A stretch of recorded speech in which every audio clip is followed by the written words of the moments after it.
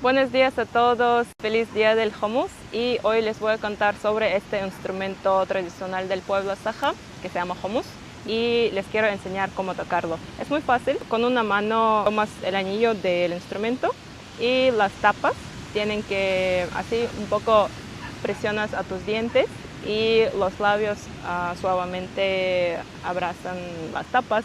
Y para producir el sonido tienes que así golpear un poquito la lengüeta del instrumento y así se produce el sonido de hummus.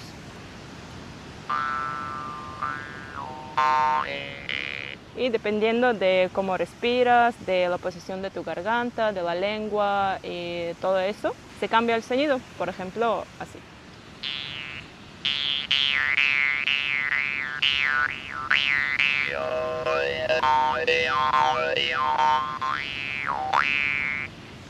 Espero que les haya gustado y nos vemos en el próximo video. Muchas gracias.